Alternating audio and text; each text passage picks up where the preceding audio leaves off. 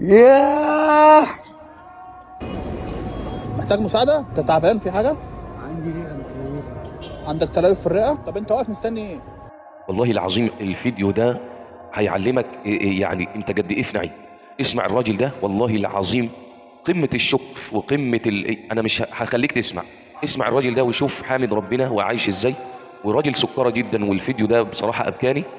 ربنا يبارك في الاستاذ ايمن مصطفى اللي قائم على هذه المسابقة او المساعدة. يلا بينا نشوف، يلا بينا نشوف. انت جيب لي وصله، مش قادر أقف. اي حد يديك وصله مش قادر تقف. يلا يا شباب يلا يلا. العربيه دي بتاعتك؟ العربيه دي بالايجار، هو ليه ايجار ثابت كل يوم، وانا ما بعد الايجار بقى اللي يطلع بتاعي يعني. هي عطلانه مالها؟ فيها بطاريه واقفه؟ البطاريه ما خلاص، البطاريه ميته اصلا، عايز آه. صغير باقي لسه فلوس المرور، وجات البطاريه كمان عملتها وترمبه بنزين وكده. هو راجل من اسوان يعني برضه ظروفه على قده قوي يعني. انت عندك الرئه تعبانه؟ عندي تليف في الرئه اليمين من ساعه الكورونا، لان انا قعدت بكورونا فتره طويله عالجها يعني. بس انت شكلك تعبان النهارده جامد. عشان انا نمت في العربيه امبارح لما عطلت، الجو كان ساقع. هي عطلانه من امبارح؟ من امبارح الساعه 10 بالليل. ما شلتهاش ليه؟ ما فيش حد جالك ليه؟ ما عملت يعني ما اتحركتش ليه؟ ما هو ده مكاني برضه، انا ما عنديش بيت بصراحه يعني. الحمد لله انها جابتني هنا. انت ما عندكش بيت؟ لا مش قادر ادفع الايجارات الجديده دي بصراحه خالص يعني. اهلك فين طيب؟ اهلك اخواتك؟ كله متضايق باللي عنده يعني، مفيش حد خالي يعني. وانا يمنعني بصراحه ان انا اخبط على باب حد واقول له عايز اجي عندك، او في ظروف مش هستحمل الكلمه طبعا، دي كسره نفس مش حلوه يعني. بيت في العربيه من امبارح، الجو تلج.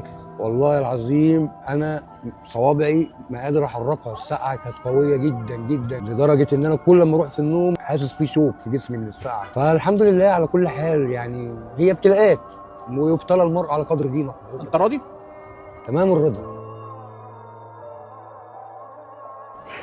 صلى على النبي، انت راجل محترم وبتسعى وبتسترزق وبتشقى، انت مش حد ضعيف، انت ما بتشحتش.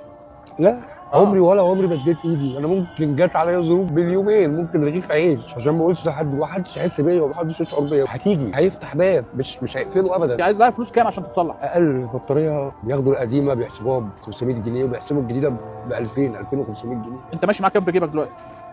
3 جنيه. 3 جنيه؟ واثق في ربنا؟ تمام الثقه. رغم الظروف اللي انت فيها دي؟ رغم اي شيء، المرض والسلفه وان مفيش بيت وان سيدنا رسول الله حجز في شعب ابي طالب 3 سنين ونص، كلوا ورق الشجر بالجوع، مصوا الطينه العطش، وضعوا الحجاره هربتهم. فين انا من الناس دي؟ ولا حاجه. الراحه كما قال سيدنا علي بن ابي طالب للرجل: واحدى قدماي في الجنه. غير كده مفيش راحه. ولقد خلقنا الانسان في كبد. انا دلوقتي انقطعت بيا الاسباب، هعمل ايه طيب؟ هو من يجيب المضطر اذا دعاه. عندي سبب مش هيجيبني، انت لسه عندك السبب. انقطعت الاسباب، والله لو هيفتح الارض ويخرجها لي كده هيخرجها لي. اخوك ايمن مصطفى من مؤسسه حياه كريمه، دي هديه بسيطه من مؤسسه حياه كريمه.